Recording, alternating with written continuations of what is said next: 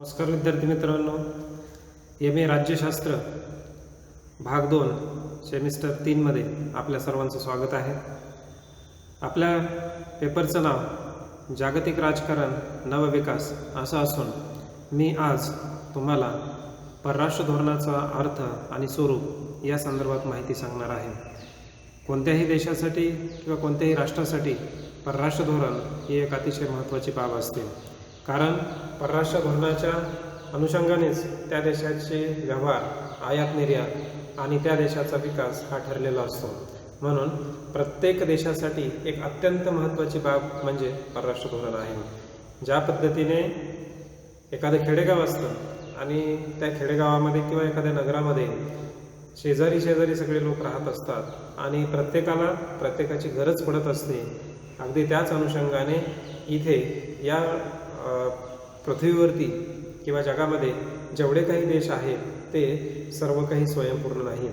प्रत्येकाला प्रत्येक गोष्टीची गरज असते. म्हणजेच थोडक्यात आपण पाहू शकतो की भारताकडे कृषी साठा आहे, भारताकडे अन्नधान्य आहे किंवा भारताकडे अन्य गोष्टी आहेत, परंतु भारताकडे आपणाला इंधन हे अतिशय कमी असलेले दिसतं. त्यामुळे आपला देश हा इंधनाच्या बाबतीमध्ये इतर देशांवरती अवलंबून असतो किंवा इतर देश आपल्यातील जे काही टॅलेंट आहे किंवा त्याच पद्धतीने शेतीमाल असेल तर त्या संदर्भामध्ये हा इतर देश आपल्यावरती अवलंबून असतात. त्याच्यामुळे परराष्ट्र धोरण हे अतिशय महत्त्वाची बाब आहे. कारण परराष्ट्र धोरणामध्ये प्रत्येक देश हा दुसऱ्या देशांना प्रभावित करण्याचं काम करत असतो. तर असो, आपण त्याचे जे काही शास्त्रीय अर्थ आहेत, व्याख्या आहेत, त्या संदर्भात ज्यावेळेस आपण अभ्यास करू त्यावेळेस हे सगळे काही संदर्भ पुढे येणारच आहेत. म्हणून ज्यावेळेस आपण एखादी व्याख्या बघत असतो परराष्ट्र धोरणाची त्यावेळेस आपणाला असं म्हणावं लागतं, म्हणजेच प्राध्यापक मार्शल यांच्या मते त्यांनी व्याख्या अशी केलेली आहे की परराष्ट्र धोरण म्हणजे राज्यसत्तेने आपल्या क्षेत्राबाहेरील परिस्थितीला प्रभावित करण्यासाठी केलेल्या कृतीचा क्रम होय. म्हणजे परराष्ट्र धोरण हे काय आहे? परराष्ट्र धोरण हे दुसरं काही नाही तर परराष्ट्र धोरण हे राज्यसत्तेने आपल्या क्षेत्राबाहेरील परिस्थितीला प्रभावित करण्यासाठी केलेली कृती असते. म्हणजे परराष्ट्र धोरण हे कृती आहे.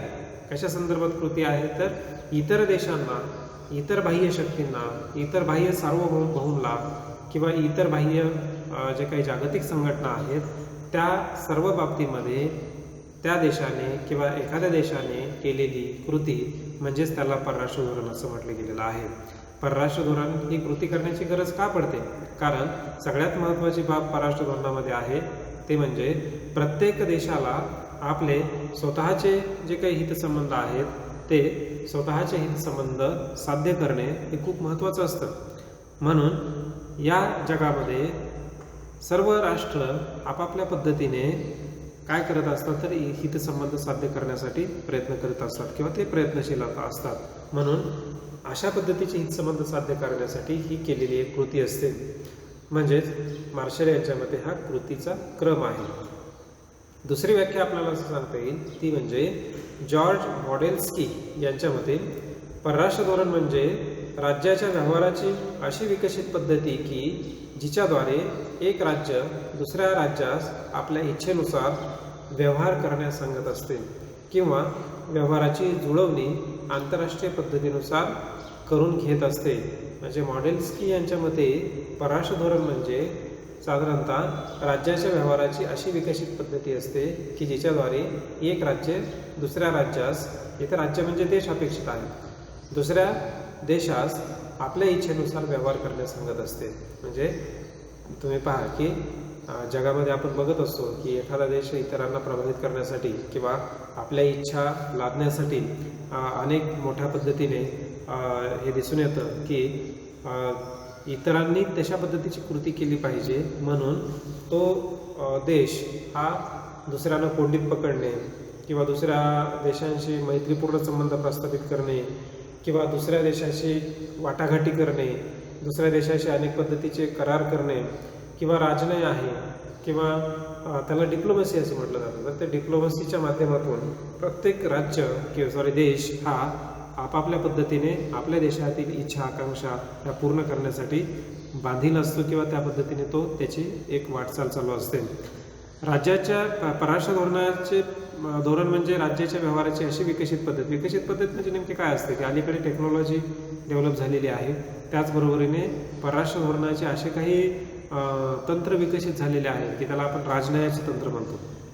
अनेक वेळेस सक्तीचा राजनय असं म्हटलं गेलेलं आहे, परंतु या व्यतिरिक्त आणखी वेगवेगळ्या पद्धतीचे जे काही राजनय आहेत त्या राजनयांच्या माध्यमातून आपल्याला असं दिसतं की एक देश हा दुसऱ्या देशाशी आपले मैत्रीपूर्ण संबंध प्रस्थापित करून प्रत्येक देश हा आपापल्या गरजा आणि आपापल्या जे काही कमतरता असतील त्या पूर्ण करणे आणि इतरांना मदत करण्याचंही काम करत असताना आपल्याला दिसत असतं. हे झालं सकारात्मक बाबतीत. नकारात्मक बाबतीमध्ये सांगायचं झालं तर आपल्याला असं दिसेल की एखादा देश दुसऱ्या देशावरती आक्रमण करण्याचा प्रयत्न करत असतो, म्हणजे त्याला कोंडीत पकडणे, त्याचे सर्व रस्ते बंद करून टाकणे किंवा त्याला कुठल्याच पद्धतीची मदत मिळू न देणे किंवा त्याच्याबद्दलची बदनामी ही जगामध्ये करणे किंवा जागतिक व्यासपीठावरती त्या देशाबद्दल अनेक पद्धतीने त्या देशाबद्दलच्या लत्तर वेशेवरती टांगणे असंही म्हटलं तरी काय हरकत नाही. म्हणजे कुरघोडी करत राहणे, सतत टीका करत राहणे आणि ह्यामुळे काय होत असतं की त्या देशाला एक पद्धतीने जे काही युद्ध आहे हे अघोषित युद्धच असतं एक पद्धतीचं, किंवा ह्याला शीतयुद्धच असं म्हणता येईल आपल्याला. ज्या पद्धतीने स्वातंत्र्य उत्तर कालखंडामध्ये म्हणजेच 1950 नंतर आपल्याला असं दिसतं की जगामध्ये 2 महासत्ता निर्माण झालेल्या होत्या आणि त्यांच्यामध्ये शीतयुद्ध चालू होतं. ते म्हणजे एक अमेरिका आणि दुसरी रशिया. या 2 देशामध्ये आपल्याला शीतयुद्ध सुरू असलेलं दिसून होतं आणि साधारणतः 1990 मध्ये रशिया कोलॅप्स झाला आणि अमेरिका हा एक महासत्ता म्हणजे एक ध्रुवीय महासत्ता ही जगामध्ये प्रस्थापित झाली आणि तिथून पुढे जे काही असेल ते आपल्याला असं दिसून येतं. म्हणून एक राज्य दुसऱ्या राज्यास आपल्या इच्छेनुसार व्यवहार करण्यास सांगत असते किंवा त्या व्यवहाराची जुळवणी आंतरराष्ट्रीय पद्धतीने करून घ्यावी लागत असते. बऱ्याच वेळेस आपल्याला असं दिसतं की आंतरराष्ट्रीय पातळीवरून काही अनेक बंधनं येत असतात, आंतरराष्ट्रीय पातळीवरचे अनेक दबाव आपल्यावरती असतात आणि ते दबाव पूर्ण करण्याचं काम त्या देशाकडून अपेक्षित केलं जात असतं किंवा आंतरराष्ट्रीय अशा संघटना असं सांगत असतात की या देशाने या पद्धतीने वर्तन केलं गेलं पाहिजे. एखादा देश अणुशक्ती खूप मोठ्या प्रमाणात उत्पादित करत असेल किंवा अणुशस्त्र निर्माण करत असेल तर त्याच्यावरती बंधनं आणू शकते किंवा इतर देश हे त्याच्यावरती बहिष्कार टाकू शकत असतात. म्हणून आंतरराष्ट्रीय संबंधामध्ये किंवा आंतरराष्ट्रीय पातळीवरती बहिष्कार हे एक सुद्धा खूप मोठं हत्यार असलेलं आपल्याला दिसतं.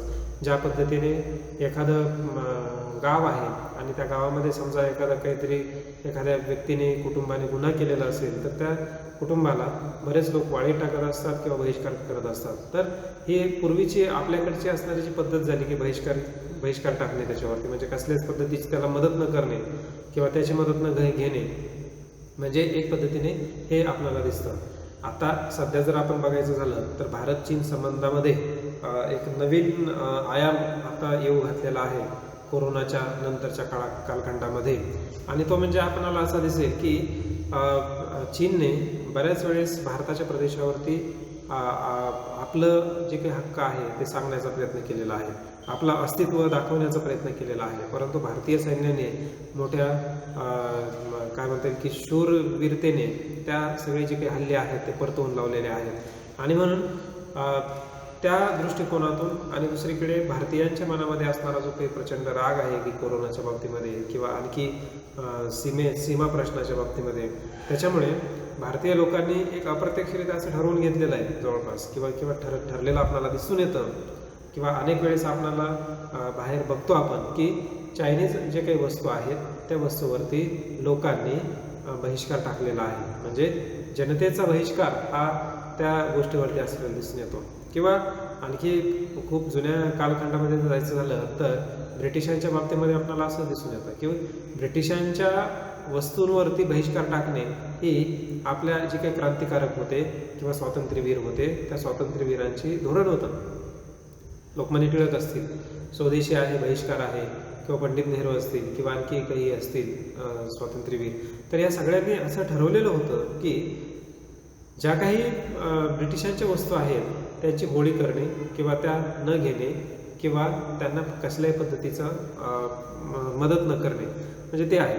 महात्मा गांधींनी असहकार आंदोलन चालू केलेलं होतं आणि त्या माध्यमातून त्यांना एक पद्धतीने विरोधच केलेला आपल्याला दिसून येतो. म्हणून हा जो काही बाब आहे की परराष्ट्र धोरणाचे जे काही अर्थ आहेत ते अर्थ अनेक पद्धतीने बदलत असताना आपल्याला दिसून येतात. म्हणून आंतरराष्ट्रीय पातळीवरती बऱ्याच वेळेस एकतर्फी नाही तर दोनतर्फी पद्धतीने धोरणांची जुळवणी करून घ्यावी लागत असते. बऱ्याच वेळेस इच्छा नसताना एखादा निर्णय घ्यावा लागत असतो, कारण त्याचं आंतरराष्ट्रीय प्रेशर असतं किंवा जनतेचं प्रेशर असतं किंवा अशा अनेक बाबींच्या माध्यमातून आपल्याला हे असलेलं दिसून येतं. तसंच तिसरी व्याख्या आपल्याला बघता येईल ती म्हणजे फेलिक्स रॉस यांच्या मते परराष्ट्र धोरण म्हणजे एखाद्या राज्याशी कोणत्याही प्रकारचा संबंध किंवा व्यवहार न ठेवण्याचा निर्णय घेणे. म्हणजे परराष्ट्र धोरण हे फक्त त्या देशाशी संबंध ठेवणं इथपर्यंतच मर्यादित नाही, तर त्या देशाशी संबंध न ठेवणं इथपर्यंत सुद्धा महत्त्वाचं आहे. म्हणजे एखाद्या देशाशी आपण संबंध कधी तोडतो तर त्या देशाबद्दल एक राग असणे किंवा त्या देशाबद्दल शत्रुत्व असणे किंवा त्या देशाने इतिहास काळामध्ये आपल्यावरती खूप मोठ्या प्रमाणात अन्याय केलेला असेल किंवा तो देश आपल्या सतत कुरघोड्या करत असेल तर अशा देशाशी आपल्याला संबंध नको असतात. आणि म्हणून परराष्ट्र धोरणाच्या एक धोरणामध्ये सुद्धा हे ठरवून घ्यावं लागत असतं किंवा बरेच राष्ट्र ठरवत असतात की यांच्याशी आपला व्यापार नको आहे, या देशाशी आपला संबंध नको आहे, या देशाला आपली वस्तू पाठवली गेली नाही पाहिजे किंवा त्या देशातल्या वस्तू आपल्या देशामध्ये आल्या नाही पाहिजे. म्हणजे परराष्ट्र धोरण म्हणजे एखाद्या राज्याशी किंवा देशाशी कोणत्याही प्रकारचा संबंध किंवा व्यवहार न ठेवण्याचा निर्णय घेणे हे सुद्धा एक परराष्ट्र धोरण असू शकतं. बऱ्याच वेळेस आपण असं ठरवलेलं आहे किंवा आपल्या देशामध्ये असं दिसून येतं की पाकिस्तानला बऱ्याच वस्तू न पाठवून न देणे किंवा मदत न करणे किंवा चीनला आपल्या वस्तू न पाठवणे किंवा चीनच्या वस्तू आपण न घेणे किंवा पाकिस्तानच्या वस्तू आपण न घेणे किंवा आणखी इतर देश असतील काही तर त्या देशांच्या वस्तू किंवा त्या देशांशी आपण संबंध न ठेवणे. म्हणजे आपल्या देशाच्या संदर्भात जर विचार करायचा झाला भारताच्या संदर्भात तर भारताच्या सीमेवरती दोन शत्रू राष्ट्र आहेत, ते म्हणजे एक म्हणजे चीन आणि दुसरा पाकिस्तान. या दोन्हींशी आपले संबंध हे काही फारसे चांगले नाही, परंतु आपण एक थोडासा बॅलन्स किंवा एक समतोल राखण्याचा प्रयत्न या परराष्ट्र धोरणाच्या बाबतीमध्ये आपण करत असतो. म्हणून परराष्ट्र धोरण हे आपणाला या पद्धतीच्या माध्यमातून कोणताही व्यवहार न ठेवण्याचा निर्णय घेणे हा सुद्धा एक पद्धतीने दिसतं. आपण सुद्धा पहा, आपल्या खाजगी जीवनामध्ये एखादा मित्र असतो आणि मित्र हे साधारणतः असं दिसून येतं आपल्याला की त्या मित्राच्या माध्यमातून आपल्याला असं दिसून येतं की त्याने काहीतरी शत्रुत्व किंवा त्याने काहीतरी कुरघोडी आपल्याशी केलेली असते आणि त्यामुळे आपण त्याला त्याच्यावरती बहिष्कार टाकत असतो. त्याच्याशी न बोलणे किंवा त्याच्याशी कट्टी घेणे किंवा त्याच्याशी संबंध न ठेवणे आणि मग त्याला आपल्यापासून दूर करत असतो आणि त्याच पद्धतीने देशांचं असलेला आपल्याला दिसून येतो. आणि म्हणून हे एक महत्त्वाची बाब याच्यामध्ये असलेली दिसून येते. म्हणून परराष्ट्र धोरण हे या पद्धतीच्या माध्यमातून आपल्याला ही व्याख्या आपल्याला असलेली दिसून येते. चौथी व्याख्या आपल्याला बघता येईल ती म्हणजे जोसेफ फ्रँकल यांच्या मते राष्ट्रीय हित हा परराष्ट्र धोरणाचा मूलभूत स्वरूपाचा सिद्धांत आहे. कोणत्याही राष्ट्राच्या परराष्ट्र धोरणाचे मुख्य दोन घटक असतात, एक म्हणजे राष्ट्रीय उद्दिष्ट आणि दुसरे ही उद्दिष्ट गाठण्यासाठी लागणारी साधने होय. हे घटक परिपूर्ण करण्याचे काम संबंधित राष्ट्राच्या परराष्ट्र धोरणाला करावे लागत असते. म्हणजे परराष्ट्र धोरण हे स्वतंत्र विभाग असतो कोणत्याही देशाचा आणि त्याला त्या काय म्हणता येईल की त्या मंत्रिमंडळामध्ये किंवा त्या प्रशासनामध्ये किंवा त्या देशाच्या शासनामध्ये परराष्ट्र धोरण विभाग हा अतिशय महत्त्वपूर्ण असलेला दिसतो आपल्याला. आणि मग अशा विभागाला दोन पद्धतीची कामं करावी लागत असतात. एक म्हणजे साधारणतः त्याला आपण राष्ट्रीय हित हे सुद्धा म्हणू शकतो किंवा मूलभूत स्वरूपाचा सिद्धांत जो काही आहे त्या अनुषंगाने जे काही दोन घटक मी सांगितले आत्ता ते पण त्याच्यामध्ये असतील. म्हणजे एक म्हणजे राष्ट्रीय उद्दिष्ट आणि दुसरी म्हणजे ती उद्दिष्टे गाठण्यासाठी लागणारी साधने. म्हणजे नॅशनल गोल काय आहे किंवा इंटरेस्ट काय आहे, नॅशनल इंटरेस्ट जशा पद्धतीचा असेल त्याच पद्धतीचे निर्णय हे त्या नेत्यांना घ्यावे लागत असतात. ते नेते जर त्या पद्धतीचे निर्णय घेत असतील तर मग मात्र तो देश विकास करू शकत असतो. अन्यथा नेतृत्व एकीकडे असतं, जनता दुसरीकडे असते आणि त्या देशाचा विकास तिसरीकडे असतो. तर अशा पद्धतीचं न होता तीनही बाबी एकमेकांमध्ये युनिटी प्राप्त होऊन असा निर्णय घेतला जात असतो त्या देशाच्या नॅशनल इंटरेस्टच्या संदर्भामध्ये. आता पहा की आता सिरम इन्स्टिट्यूट आहे, त्याने कोरोनाच्या लस बनवण्याचं काम चालू आहे किंवा ते चाचण्या चालू आहेत, ऑक्सफर्ड आहे, आणि त्याने हे केलेलं आहे की भारताला, इतर देशांना तर मिळतील पण भारताला प्रथम लस मिळेल झाल्यानंतर. आणि त्यांनी सरकारला विचारणा पण केली की मग सरकारकडे 80,000 कोटी आहेत का.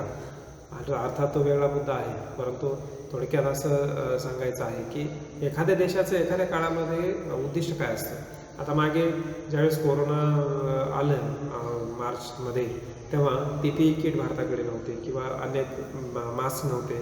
त्यावेळेस इतर देशांकडून ते मागवले. किंवा आणखी याचं एक उदाहरण सांगायचं झालं तर अमेरिकेमध्ये आपल्याकडे नुकतीच ज्यावेळेस ही कोरोनाची साथ चालू झाली त्यावेळेस अमेरिकेकडे मोठ्या प्रमाणामध्ये कोरोनाची साथ पसरलेली होती. आणि त्या काळामध्ये अमेरिकेला हायड्रॉक्सिक्लोरोक्विन ही जी काही औषधं आहेत, ही औषधं अमेरिकेला हवी होती. आणि ते भारताकडे एक मोठा उत्पादक देश या औषधाचा हा भारत होता. आणि मग भारताने त्यावेळेस त्यांना मदत केली. किंबहुना त्यावेळेस त्या राष्ट्राध्यक्षांनी आपल्याला अप्रत्यक्ष धमकी पण दिलेली होती की जर औषधं नाही दिली तर ती आठवण ठेवली जाईल किंवा त्या पद्धतीने पुढे काहीतरी केलं जाईल. परंतु त्याला न घाबरता भारताने माणुसकी म्हणून किंवा भारताकडे आहे म्हणून भारताने ते हायड्रोक्लोरोक्विन हे जे औषध आहे ते औषध त्या देशाला दिला. तर अशा पद्धतीचं त्या देशाचं उद्दिष्ट काय आहे त्या दृष्टिकोनातून मग ते साम दाम दंड भेद या नीतीचा वापर करून ते राष्ट्र हे आपलं साध्य किंवा आपलं जे काही उद्दिष्ट आहे ते साध्य करण्याचा प्रयत्न करत असतात. अलीकडे साम किंवा कायदा किंवा लिगल मार्गानेच सगळी काही ध्येय प्राप्त करावी लागत असतात. पूर्वी एक काळ असा होता 1950 पूर्वीचा काळ की अनेक देश हे आपली इच्छा आहे म्हणून आपल्या देशाची इच्छा आहे म्हणून दुसऱ्या देशावरती आक्रमण करायचे आणि ते आक्रमण करून त्यांचा प्रदेश जिंकून घ्यायचा आणि तिथली जी काही संपत्ती आहे ती आपल्या देशामध्ये किंवा आपल्या राज्यामध्ये लुटून आणायची. हा एक जो काही मार्ग होता तो मार्ग पूर्णतः चुकीचाच होता, बिगर लोकशाही मार्ग होता तो. आणि म्हणून तो मार्ग आपण नही करता साधारणतः एक पद्धतीने दिसून येतं की अलीकडे लोकशाही मार्गांचा आणि एक सनदशीर मार्गांचा आपण वापर करत असतो आणि त्या अनुषंगाने प्रत्येक राष्ट्र ध्येय साध्य करण्याचा प्रयत्न करत असतो. आजही जर कोणी बेकायदेशीर पद्धतीने बिगर लोकशाही मार्गाने जर एखादं उद्दिष्ट साध्य करण्याचा प्रयत्न करत असेल तर आंतरराष्ट्रीय समूह त्याला सोडत नाही. आंतरराष्ट्रीय समूह त्याच्यावरती बहिष्कार टाकतं, त्याला ते कृती करण्यापासून थांबवतं. आणि त्यामुळे आज आपल्याला प्रत्येक छोट्यातला छोटा राष्ट्र असेल, प्रत्येक देशाला आज असं दिसतं की त्याला सुरक्षितता महसूस होते किंवा सुरक्षितता त्याला वाटते. पूर्वी तशी सुरक्षितता वाटत नव्हती आणि म्हणून ती सुरक्षितता आज वाटते. याचं कारण असं आहे की आंतरराष्ट्रीय समूह हा लोकशाहीकरणाकडे जास्त झुकलेला आहे, उदारमतवादाकडे जास्त झुकलेला आहे. प्रत्येक देशाचं सार्वभौमत्व महत्त्वाचं आहे ही बाब त्याला पटलेली आहे आणि म्हणून प्रत्येक राष्ट्र हे साधारणतः आपल्याला असलेलं दिसून येतं. म्हणून राष्ट्र हे आज या परराष्ट्र धोरणाच्या परराष्ट्र धोरण अंमलात आणण्यासाठी सनदशीर मार्गांचाच अवलंब करत असताना आपल्याला दिसतात. म्हणजे हे एक म्हणजे उद्दिष्ट आहे. म्हणजे एखादं उद्दिष्ट किंवा एखाद्या देशाची गरज किंवा एखाद्या देशाची इच्छा निर्माण होणं आणि ती इच्छा पूर्ण करण्यासाठी जो काही मार्ग अवलंबला जातोय किंवा जी साधन आहे ते साधन, या दोन्ही गोष्टी परराष्ट्र धोरणामध्ये खूप महत्त्वाच्या असलेल्या आपल्याला दिसतात. आणि म्हणून हे घटक साधारणतः परिपूर्ण करण्याचं काम संबंधित राष्ट्राचा जो काही परराष्ट्र विभाग असतो तो परराष्ट्र विभाग हा असलेला आपल्याला दिसून येतो. म्हणून परराष्ट्र धोरण हे एक थोडक्यात सांगायचं झालं तर परराष्ट्र धोरण हे दुसरं तिसरं काही नाही, तर परराष्ट्र धोरण हे आपले राष्ट्रीय हितसंबंध साध्य करण्यासाठी आपण केलेली एक व्यूहरचना असते किंवा आपण केलेली जी काही एक रणनीती आहे ती रणनीती असलेली आपल्याला दिसते. समाजामध्ये आपण बघत असतो की असे अनेक लोक असतात की एखादी गोष्ट त्यांना जर हवी असेल तर मित्रांकडून किंवा इतर लोकांकडून तर ते अतिशय गोड बोलतात आणि गोड बोलून आपलं काम करून घेत असतात किंवा त्यांना जे काही पाहिजे ते करून घेत असतात. म्हणजे वेगवेगळ्या आयडिया, वेगवेगळ्या जे काही कल्पना आहेत ते इतरांना प्रभावित करत असतात आणि इतरांवरती प्रभाव टाकून मग ती गोष्ट मिळवण्यासाठी प्रयत्नशील असतात. म्हणून या पद्धतीने सुद्धा आंतरराष्ट्रीय पातळीवरती हे तत्त्व लागू होतं की परराष्ट्र धोरण हे साधारणतः इतर देशांना प्रभावित करण्यासाठी आपल्या देशाने केलेली कृती असते आणि त्या प्रभावाने आपण अनेक गोष्टी मिळवत असतो किंवा अनेक गोष्टी इतरांनी आपल्याला प्रभावित केल्यामुळे आपण ते देत असतो. म्हणून परराष्ट्र धोरण हे आपल्याला या पद्धतीने सांगता येतं. म्हणजे थोडक्यात हे परराष्ट्र धोरण आहे. धन्यवाद.